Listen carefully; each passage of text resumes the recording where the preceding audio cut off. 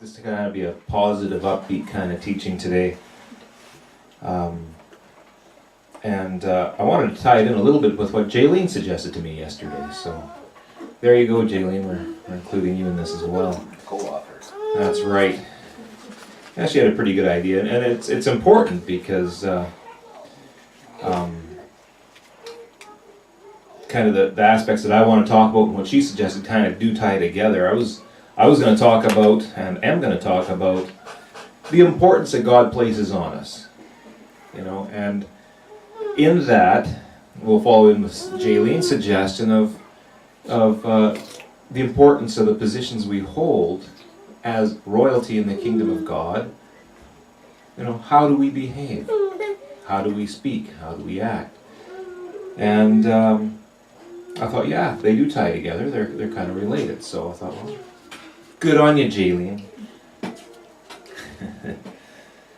Anyway, one of the phrases we hear about, and there's multiple scriptures in the Bible we'll go through, is where God calls us the apple of my eye, he says. He says, you're the apple of my eye.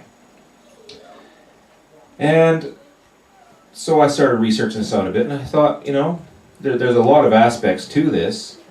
You know, one aspect is, you know, the apple of an eye is it relates into being a gem. Something very precious, something very valuable, something of high importance. And it also another aspect is also it's something that's highly prized and cherished, and something that is protected. You know, and the apple of the eye. And there's a couple more aspects we'll go into, but first of all, as a part of the body, it's extremely sensitive, right? God calls us the apple of his eye, and when we think of the eye, what happens if you're in a sandstorm or a dust storm, or an eyelash goes onto the cornea of your eye, the very center of it, because that's what it's referring to, the very center part of the eye? What do? Shield it. You move to protect it right away, right? You don't stand in a sandstorm with your eyes open like this, letting it fill with gravel, because it's stupid, for one thing, right? You protect it immediately. It's your vision. Your body couldn't handle it anyway, because your body just automatically goes into protective mode. Yeah, try and force your eyes to stay open in Yeah. a sandstorm and see what happens. It hurts, and it's silly, and you might go blind, right? So it kind of stresses the importance of that aspect. You know, you can have the white of the eye, and eyelash can go in there, and you can root around, dig it out, and no problem. Do that with your cornea. You know, it's a little different aspect. One of the translations of apple of my eye comes from the saying, little man in the eye. Did you know you have a man in your eye? I've never heard that. Well, when you stand in front of someone and you're speaking to them and you're looking in their eye, you can see a reflection of yourself in their eye, right?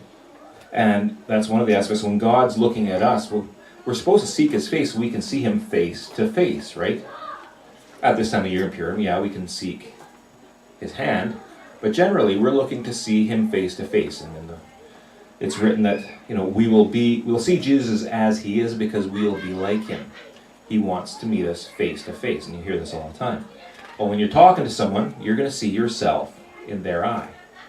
God will see himself in us, and we will see ourselves in him. It's just another aspect of we're in the Father, and we're in Jesus, and the Father's in Jesus and in us. You know, it's a relationship item. It's an intimacy item. So this whole idea of importance and protection is expounded. In Psalm 17:8 it says, keep me as the apple of your eye, hide me under the shadow of your wings. There's your aspect of protection. And we can look at our lives and see where we've been protected. I know that there were things going on in my life at one time that I had no idea about that would have wiped me out had God himself not have moved. He was moving to cover the apple of his eye. He was protecting it. You know? And also in Proverbs 7:2, there's a job for us. It says, keep my commandments and live, and my law as the apple of your eye.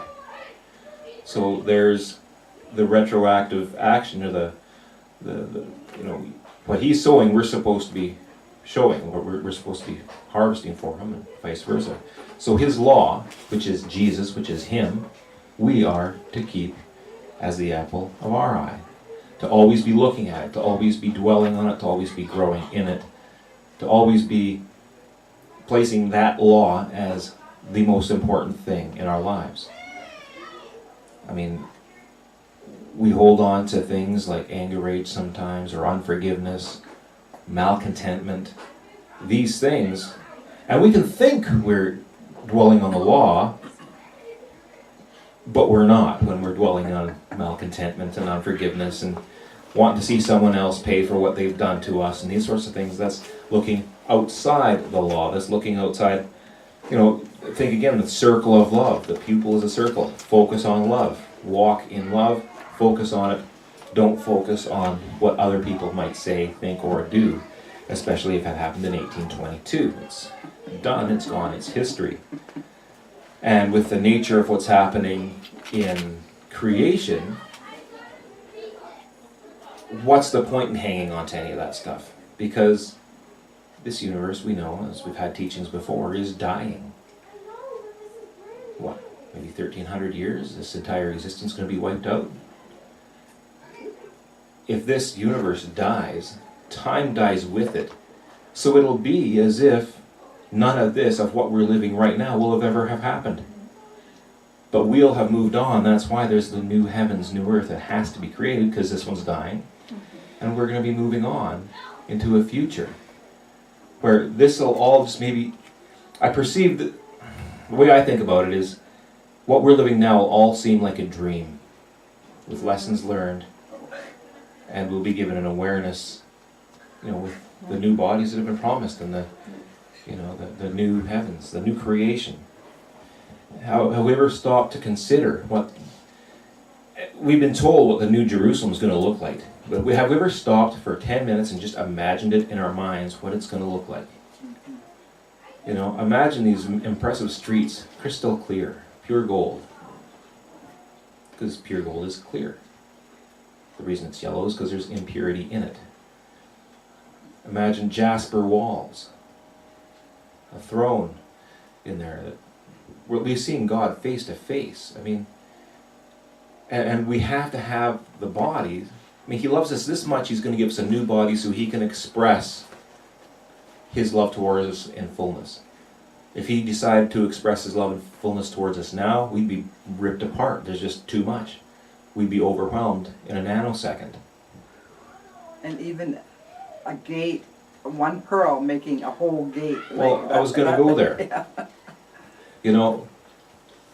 And these have to be big pearls. And they're named after a tribe, I do believe. Each gate's named after a tribe of Israel. Oh. Which also speaks to the fact that these portals, these doors, because they're portals, interdimensional portals, which go into different universes. It's said, the Bible basically confirms the existence of 12 universes that exist. And these portals are needed to access each universe. Is it possible that if you want to access one universe from another, you have to go through Jerusalem to do it? Even the physical Jerusalem today, there's a place where Joseph laid his head and a portal was there. He accessed a portal. He could hear the angels and God speaking in his dream. He could see the angels descending, going up and coming down. So it's a very real thing. Even in that, there was a movie. Has anyone watched Thor? Yep. They have that big portal. It's a gateway. I think it's something like that, something impressive, something powerful. And it too, I think, was a round building, was it not? That it was housed in. But these things exist, and they exist because God loves us and wants to bring us together from all the points of creation. I mean, do we exist in a parallel universe? And I was thinking about this one day. Why are we chosen? Why are we so special to God? Yeah. The understanding that I was given was that because when we do exist in multiple universes from decisions made and a universe splits off, you know, the theory where it creates a new reality when something is changed, there's a new, and up to this point we understand there's 12. So it's possible we could exist in 12 different realities apart from one another. But when this universe passes away, all the universes touched by death pass away, and there's a new heavens and new earth created, we're brought together as a whole being. You know? And the reason we're chosen is because each one of us in these realities has accepted Jesus. Some people might accept Jesus in one or two, but there's other realities or universes where they haven't. I think it has probably something to do with the commandment too, the fifth commandment, about someone obeying God, and then they're up to the third and fourth generation, and if someone that doesn't obey God, it'll go to 1,000 generations, and then God will call one. Yeah, well, So it gets really technical after a while, and you start just thinking, I guess there's a point where, Jesus, we trust you, you know what you're doing, right? Right. Because the implications of all this are pretty staggering. So much, yeah. I mean, for God to call the apple of his eye at this time and age, it's a rare thing in a sense, because how many people are actually going to make it into the throne room, into the Holy of Holies, into the New Jerusalem, and walk that highway that the righteous will walk, it says, where no thief, no animal, nothing is going to happen bad on that highway. We've chosen the narrow path for now, but we're given a highway of righteousness later. And only those that keep the commandments now will be the bride of Jesus. If you're walking in rebellion, you start disqualifying yourself from lots of things. In Zechariah chapter 2, verses 7 to 9, it says, "Come, Zion, escape, you who live in the daughter Babylon, for this is what the eternal God Almighty says. After the glorious one has sent me against the nations that have plundered you, for whoever touches you touches the apple of his eye. I will surely raise my hand against them, so that their slaves will plunder them. Then you will know that the eternal God Almighty has sent me." Well, if there's any doubt in your mind, there comes a point where you will know that God has sent Jesus, because he is defending you. He has caused confusion in the camp of the enemy. He's caused the enemy to destroy themselves because they raised their hand against you. I experienced this firsthand in my life. Someone raised their hand against me, and they're not in the best of scenarios now, and I had nothing to do with where they are now. It was simply God moving on my behalf. They sowed a seed, they harvested it. Nothing I can do about that other than pray, God, forgive them. That's why we're to do what we're to do, because there's been enough checks and balances and things put in place. The law of cause and effect, sowing and reaping, all these things, they're there as checkpoints, as balances, as laws to make sure things run the way they're supposed to run, because we are the apple of our Father's eye. In Lamentations chapter 4, verses 1 to 3, it says, "How the gold has lost its luster, the fine gold become dull. Have you let your righteousness slip? Are you backsliding?" It says, "The sacred gems are scattered at every street corner." Remember, gems can refer to people. They're lying dead on every street corner. What happened in the city? "How the precious children of Zion, once worth their weight in gold, are now considered as pots of clay, the work of a potter's hands. Even jackals offer their breast to nurse their young, but my people have become heartless, like ostriches in the desert." And we often hear the term, "My people have an outstretched neck." They stand up in pride. They snub their nose at God. But the result of that, self-righteousness, all the uncleanness that comes in, where once you were worth gold. Can you imagine your weight in gold, how much you'd be worth? I'd be worth a few bucks. You could sell yourself in the black market and make a lot of money. That And then sounds what kind of would bad, you do doesn't with it? it? Yeah, because then you're a slave. Yeah, right. But sin brings slavery, it brings death. You wanted to sell yourself in the black market for? No, I'm concerned about you. You brought it up. Well, I'm just stating some. But to be considered as worthless clay pots. And what happens to clay pots? Get broken. They end up getting broken, trashed, they die. Garbage. Yeah.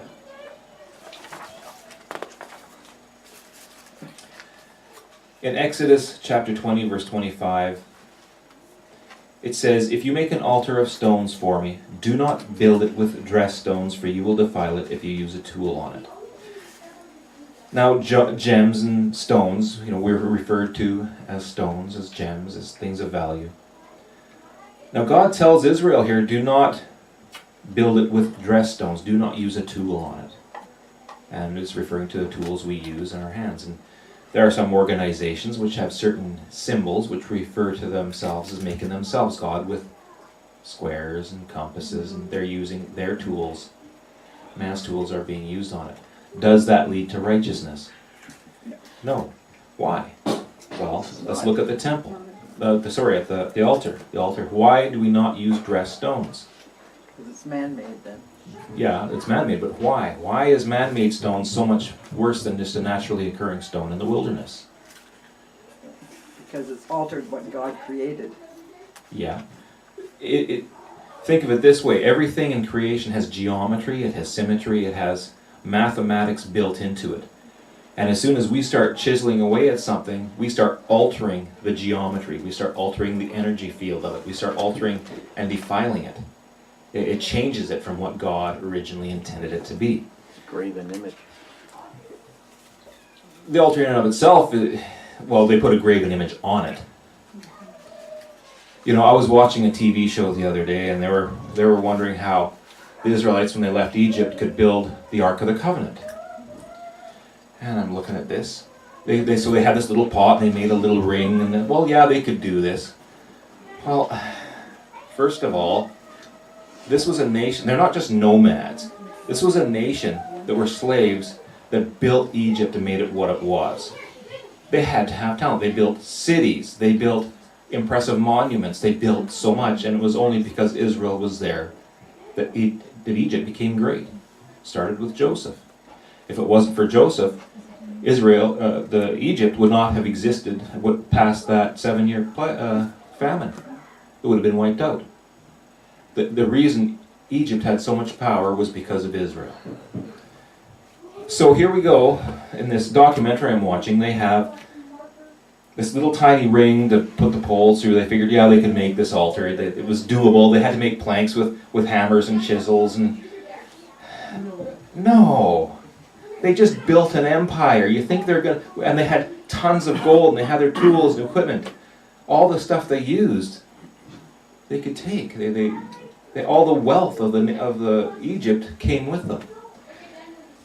They built an altar, and they fashioned a huge golden calf on this altar, which would have required a huge mold, smelting to purify it, to melt down the gold and to pour it into this mold. The technology that they had was impressive. You're telling me they can't build an ark? Or they're questioning Israel's ability to build an ark when they could build things like this? Look at the temple. The temple that was built. The curtain, it said, was 3 inches thick. It had to be thick. It was interwoven with gold. It had to be shielding because the Ark of the Covenant emits a radiation.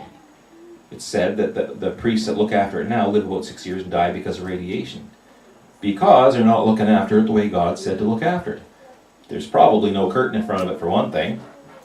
They're not limiting their exposure to this artifact that has power in it, that they built, that has this radiation or whatever it gives off.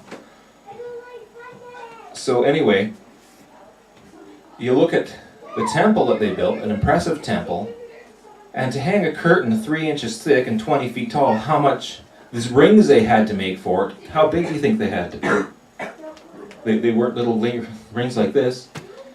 It's indicated as the pole it was hung on was probably the size of a telephone pole. So you probably had to have rings. Yeah. about yay big around, about the thickness of your arm, running around in a huge circle, and a bunch of them. So if they can build this and make a curtain that thick and do these things and weave, you think they can't build an ark? I don't know, I was just watching this program. I was just amazed that they would doubt that Israel could build an ark in the wilderness. I mean, they had it going on. They had armies in the wilderness. They had hundreds of thousands of men able to fight. I mean, anyway, sorry, I was just amazed. But God gave us the talents and the ability to survive in the wilderness even. It says, for the Eternal's portion is his people, Jacob his allotted inheritance. This is Deuteronomy 32, verse 9 to 11. In a desert land he found him, in a barren and howling waste. He shielded him and cared for him. He guarded him as the apple of his eye. Like an eagle that stirs up its nest and hovers over its young, that spreads its wing to catch them and carries them aloft. Well, it does say that we will soar like eagles, on eagle's wings. He's always looking to protect us, to lift us up out of situations which are dry and barren. In Psalm 17, verse 7 to 9, it says, show me the wonders of your great love, you who save by your right hand, those who take refuge in you from their foes. Keep me as the apple of your eye. Hide me in the shadow of your wings, from the wicked who are out to destroy me, from my mortal enemies who surround me. The question often comes along, why did God, such a God that's supposed to be so full of love, go out and wipe out peoples and nations and things like that? Well, if he didn't, they were hostile nations to begin with that he did wipe out, that would have destroyed his children. So I'd like to ask these people, if you have children and someone's going to come and kill your child, would you rather let them kill your child, or will you kill them so that they don't kill your child? What would you rather do? Kill them. Of course. I'm not advocating murder, but if it comes down to it, guess what? You lose. My child wins. That was the situation God was placed in. It was either let his children be wiped from the face of the earth, or wipe out the enemy. You take your pick. They lifted their hand against God, and God says, you're not going to mock me. You want to raise your hand against my children? I'm going to wipe you out. And they know these principles. Even who was it? The one king that called on that one Balaam to curse Israel, was it? Yeah. He knew hey, if God tells me to bless him, I got to bless him. If he tells me to curse him, then I'll curse him. But I can only speak what God gives me to speak out here. And the king became enraged, right? He wanted to raise his hand against Israel. And because Balaam was willing enough to do it, he ended up dying over the situation later on. But you are a precious gem in God's eyes, and he will protect you. And who are we to question an almighty God that wants to defend us? Why curse God for wiping out a nation when we weren't there to determine why they were being wiped out? How do we take the right to judge that way? We're not to be judging God in that matter. That's just craziness. God was defending you. If God didn't do what he did, you would not exist today. So, and these people that complain, oh, God is such a mean God because he did this, well, are you willing to give up your life to bring back those that would have killed you to begin with? We got to think about this. And I guess that goes back to the point Gerald made earlier in his teaching. Are these people thinking, or are they going on an emotional tirade, just trying to be mad at God because they have a bone to pick? In Proverbs 7, 1-3, it says, my son, keep my words, and store up my commands within you. Keep my commands, and you will live.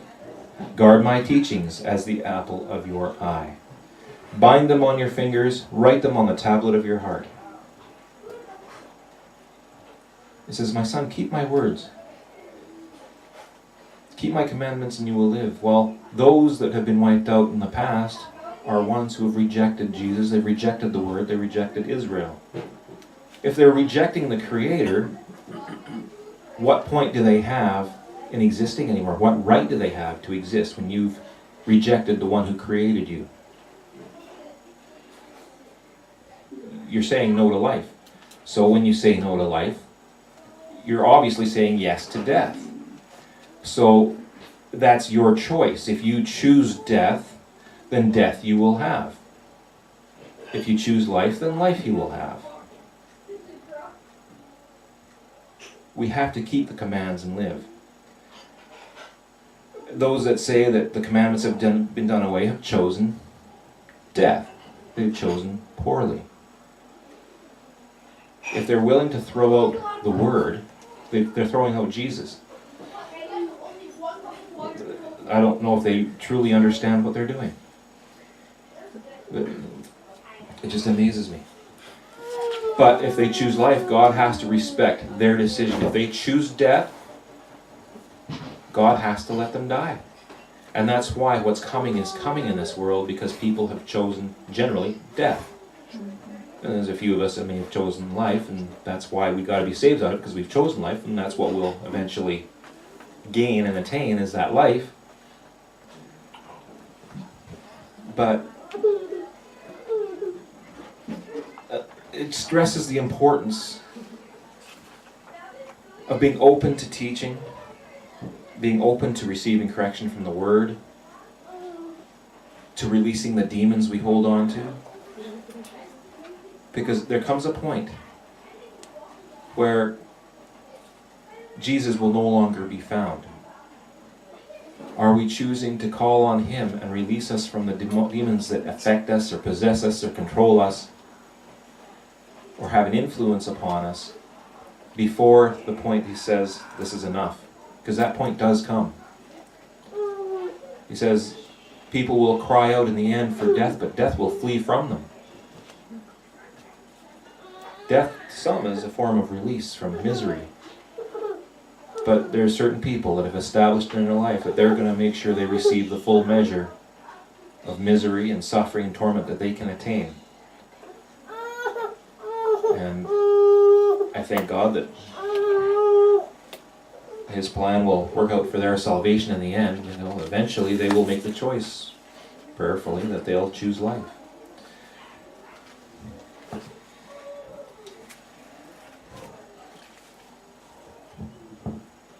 But in all of this, we can turn to Romans chapter 13. And this is where it becomes important. This is where I give credit to Jaylene for bringing this in, because, way to go, Jaylene. There you go, thumbs up. It ties right into the fact that we have to make decisions. We have to walk in a manner that is worthy of the kingdom. I was looking online last night at royal protocols. You know, there's certain things that you do as royalty. You know, you obey the Queen's command, or the King's in this case, or both, because governing authorities were put on this earth for our benefit.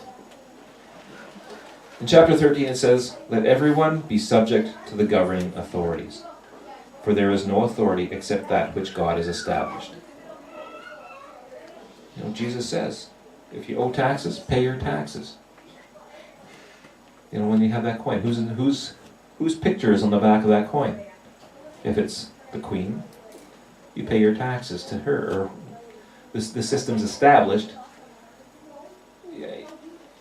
If you want to come out from under it, what happens? If you want to come out from under the protection of the governing authorities around you, well, especially if they're righteous authorities, but if you start disrespecting the system and start causing trouble, they will cause trouble for you. So, cause and effect, sowing and reaping. That doesn't mean you can't use the loopholes they provide and be smart about how you do your operations, right? But it's there for purposes. The authorities that exist have been established by God. Consequently, whoever rebels against the authority is rebelling against what God has instituted.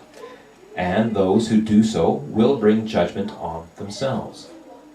Oh, so if you're in trouble because you're trying to be a crook or not operating the way you're supposed to, judgment comes because of you. It's not God bringing judgment on you. You've put into practice a law or put into motion a law of cause and effect, or some other law that governs that situation, all by yourself. So you can't blame God for what you do, but people like to. Rulers hold no terror for those who do right. So even if you are being persecuted, if you are still doing right, you can stand up and succeed and say, hey, no, this is wrong. This is what's going on. God will give you success and victory if you're doing what is right. But for those, rulers hold no terror for those who do right, but for those who do wrong. Do you want to be free from fear of the one in authority? Then do what is right and you will be commended. It may take a while sometimes, but you will have success. For the one in authority is God's servant for your good. But if you do wrong, be afraid. For rulers do not bear the sword for no reason. They are God's servants, agents of wrath to bring punishment on the wrongdoer. Therefore, it is necessary to submit to the authorities, not only because of possible punishment, but also as a matter of conscience. And a person can look at this, the way we operate here and now, as how we will be operating in the kingdom. And it's a test. How are you behaving right now in your daily affairs? Because what we're doing now is going to establish where we stand in the kingdom. If you do very good, if you walk in the aspects of love and forgiveness and kindness and develop the love walk the way you're supposed to, God will say to you, well done, my servant. And that's something I think we all want to hear him say to us. Well done, you did a good job. Sit at my right hand and partake of the turkey dinner I prepared for you. Or whatever. I'm not sure what he's going to have for a feast, but... Matzos. Matzos, hey, unleavened bread. Just during the days of unleavened bread. It'll be sinless regardless. Yes. This is also why you pay taxes, for the authorities are God's servants, who give their full time to governing. Give to everyone what you owe them. If you owe taxes, pay taxes. If revenue, then revenue. If respect, then respect. If honor, then honor. If you owe somebody money from a job they did, pay them. We're told to respect one another. I mean, we're all kings and priests in this room, and we should be treating each other with royal respect. Giving one another honor and valuing them above ourselves. As soon as we start moving to value them less than ourselves, boy, is that a slippery slope. Because those who exalt themselves, God says, I will humble. If you want to humble yourself, then I will exalt you. Jesus humbled himself. He says, I'm just a servant here. He humbled himself more than anyone. And that's why he attains the highest position as the firstborn son in the kingdom. Let no debt remain outstanding, except the continuing debt of love to one another. For whoever loves others has fulfilled the law. The commandments, you shall not commit adultery, you shall not murder, you shall not steal, you shall not covet, and whatever other command there may be are summed up in this one commandment, love your neighbor as yourself. Well, people say the law's been done away and we just have to love one another. But they don't realize what this just said, that commandment sums all of these commandments into that. You still have to obey them, because that is love. If you break one of those commands, you're hurting your neighbor, you're hurting yourself. It says love does no harm to a neighbor, therefore love is the fulfillment of the law. You break the commands, you break the law, and you harm your neighbor. We're supposed to bless our neighbors. Why do you think we're always asked, well, what will the neighbors think? Well, if it's going to be something that's going to hurt the neighbor, we shouldn't do it. Regardless of who they are. Whether it's even the enemy, because there's some enemies that are considered as neighbors. We're to bless our enemies. Bless those who curse you. Bless those who spitefully use you. Forgive them and turn them over to Jesus.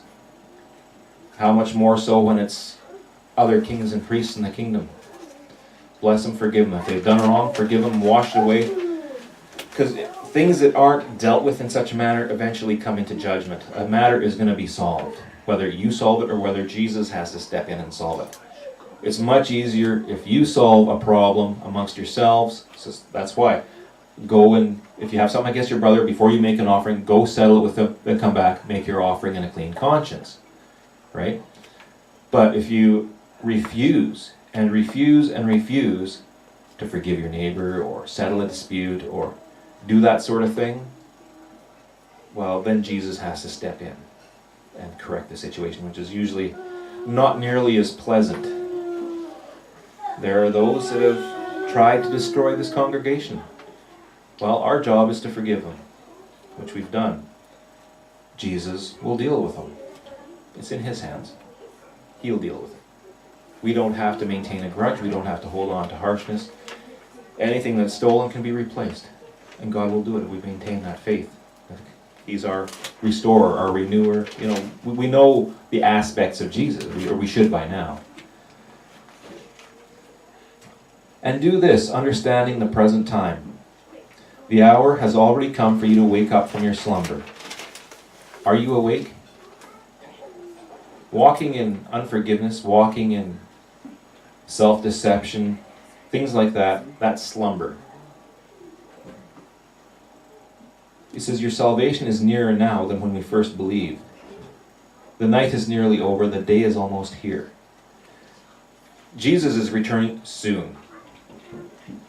Like literally, he could be here within just a few short years. Like, there's no time to piss around. There's no time to hold on to unforgiveness. There's no time for no growth. We have to grow, we have to change, and we have to be willing to buckle down and get it done. Let us put aside the deeds of darkness. Put aside that slumber, those deeds of darkness, the evilness. Put on the armor of light.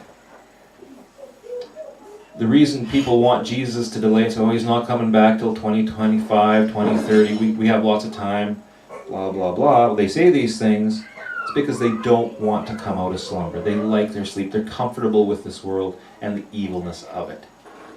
You know, the day is almost here. Let us I read that. Let us behave decently as in the daytime, not in carousing and drunkenness. Right, Aaron? No, just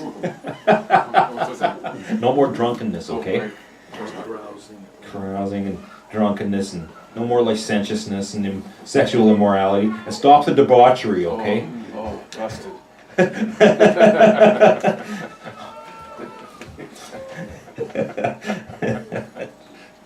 Sorry. Not in, and no more dissension and jealousy. You know, that's been something. Why does someone get to do something and why do I not? Well, the whole aspect of being gems, I'm going to go through this a little bit because it's important. Why we should not be jealous of one another. Clothe yourselves with King Jesus Christ and do not think about how to gratify the desires of the flesh. Okay, the gems. Why does he call us gemstones? Well, I was doing a little research in that regard. Calls us the apple of his eye, his gem. Well, for one thing, gems, when they come out of the wild or out of the nature, they're tested for purity, they're tested for physical properties, they're tested for hardness and tenacity and different terms, which I'll briefly go through. But if we're a gem, we're going to be tested as well, and that's why we're here. To be tested to see what we're good for. Where are we going to be placed in the wall of the temple? What strengths do we have that we can contribute to the kingdom? There's all kinds of testing that goes on. We're tested to see if we're going to stand up to the test or if we're going to break. Because if we break, what's the point in being put in the temple? A useless stone is just going to cause a weakness in the whole structure. But anyway, so gems are tested for a number of different things. It says, the mineral's composition and crystalline structure impart the various physical properties that characterize each specimen. And we're all unique. We all have individual characteristics amongst each of us. Okay? Knowledge of the properties of gemstones is important for the gem cutter and setter, as well as to the consumer who can use that information to care for the gem. So they got to test it to see how it's going to be, what it's going to be used for, how it's going to be set, and what the customer wants overall. Jesus is our customer. He's also our manufacturer. He wants to use us in certain places or employ us. the first thing that's checked on a gem, or not maybe necessarily the first, but one of the things is cleavage and fracture. Don't think wrong thoughts, Jerry. Cleavage and fracture refer to the characteristic manner in which gems will break when an external force or stress is applied. So that's why we go through stresses. Are we going to break? Are we going to cleave? Are we going to split? You know, it's a checking of the atomic structure of that gem. The ease of breaking will affect the durability, an important attribute of gems. So are you going to be durable in the kingdom? You know, when we go through tests, are we going to give up? Or are we going to endure? I mean, gems have different hardnesses and different strengths, and they're going to be placed. That's why it's all unique. We're being tested for where we're going to be put into the kingdom. And we can't compare ourselves to another because we've had different tests. We are being tested on different things. We're being employed for different aspects of placement in the kingdom. We're all unique that way. As soon as we start comparing, we start nullifying that aspect of uniqueness in our lives. Some minerals have a special way of breaking parallel along planes of atomic weakness, creating smooth, flat surfaces. That break is called a cleavage. It cleaves. In rough material, the cleavage break may already be obvious, or it can be determined by giving the specimen a tap with a hammer. Rough diamond is often cleaved and then cut into shapes. Cleavage is not possible to observe in fashioned gems unless an internal imperfection can be observed, or there is an accidental blow struck along the cleavage direction and the gem breaks. Thus, diamonds have very well developed cleavage, and although it is the hardest known substance, the ready cleavage makes it susceptible to damage. So, there are certain aspects that diamond is useful for, and there's going to be certain things it's not useful for. Same with us. There are things where we have our strengths, there are places where we have our weaknesses. Now, a fracture is a break in a direction other than along cleavage planes and results when the bonding forces are similar in all directions. So you can have a fracture that goes everywhere. Hardness. The hardness of a mineral refers to its resistance to scratching and abrasion, and also to cutting resistance. So, it's interesting how people can make cutting remarks, how character assassination happens, and all these things where the hardness, there's different tests of how our hardness is being established. It kind of is amazing how it pertains to the gem manufacture and testing, how we're tested. Tenacity. The tenacity or toughness of a mineral is the resistance to crushing, breaking, or tearing. This is another factor in the durability of a gem. Diamond is the hardest known substance, but because of well-developed cleavage and a brittle tenacity, it can easily shatter when hit. In contrast, nephrite jade has a hardness of 6. So there's a scale of 1 to 10, I believe it is. A diamond's a 10, and talc is like 1 or 0.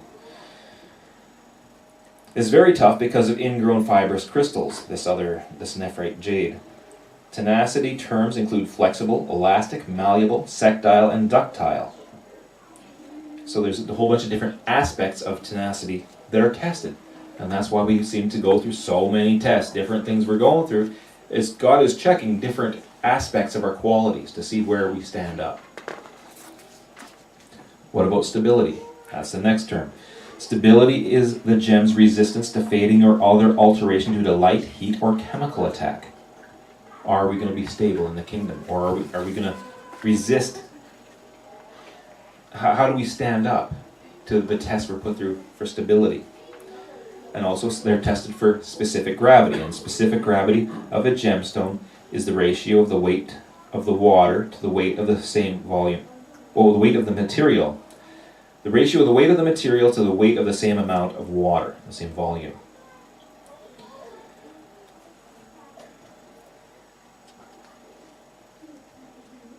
In general, minerals composed of heavy elements will have a higher specific gravity than those composed of lighter elements. Although bonding and crystalline structure can also affect the specific gravity, also more closely packed the atoms, the stronger the bonding and the higher specific gravity, the higher the density. So there's different ways they check the gravity, the specific gravity. It's also tested for weight. Units of weight used in international gem trade include carat, gram, and grain. How many carats are you? I think I'm quite a few. You know. It's checked for streak. And streak is the true color of the mineral in a powdered form obtained by rubbing the specimen across an unglazed porcelain streak plate. And it's a destructive test. So there's times when we feel we're being pressured and stressed and destroyed in certain ways, doesn't it? When we're going through things in life. And maybe we're going through a destructive test at the moment. That's just to check to see where we're going to stand in the kingdom. Gems are also tested for electrical and magnetic properties. The ability of a mineral to conduct electricity is referred to as electroconductivity. So, you can have a current run through you. Anyone been struck by lightning? It's checked by piezoelectricity or pressure electricity, and this is found in minerals that have polar axes or lack a center of crystalline symmetry. It takes a study to get into this. I'm looking at this going, there's a lot of tests here. No wonder God calls us a gem, and He tests us and stresses us and puts us through all these things in life, because He's just checking, where am I going to put them in my temple? Frictional electricity is tested. Electrostatic charge is created by rubbing, and this is common in many gems. And some minerals attracted to a magnet or magnetic. He's checking your magneticism. There's also thermal reaction tests and thermal inertia meters that they use on these things. The thermal reaction tester, or hot point, is used to test the gem's smell in reaction to high heat. Is it going to burn and smell? So those are just some of the tests they use on gems, and considering the fact we are considered gems in God's eye, expect tests, expect to be checked for the kingdom, and don't complain about it, because as soon as you keep complaining and complaining about the tests you go through, the tests have to be redone and done and done until the proven true strength of that gem is established. It's better to find out and get those facts and limits found out really quick than having to drag it on for the rest of your life, because it's just easier that way. Anyway, that's what I wanted to say to you today, and I hope it helps people understand that we are gems. We are precious in God's eyes. We're being tested as gems for the final placement of where we're going. And to understand that we live in a structure, as gems being placed in a temple and in a city, in a body. There's all these descriptions of what we are, who we are, where we're being put, that we have to acknowledge that it is a kingdom too, and that we have to respect that kingdom and the king and the maker that's putting us through all these tests. How many people, like, when we make something with our own hands, like clay, pottery stuff, it breaks so easy. You know, the things that people do, and we're talking about witchcraft and that sort of thing, we've learned that these are all weak works. We're being established for something so great and so impressive. You know, take us a while and study the foundation stones and the construction of the New Jerusalem. It's all valuable stuff being put in there. Extremely valuable. And God wants to put us there, which means we're extremely valuable. We're worth more than worth our weight in gold, it says in some places. You know, probably more valuable. So, take courage and do what is right. Speak properly. Treat each other like kings and priests that we are. You know, love one another, forgive one another. That's what we're told to do. And recognize your value in the kingdom.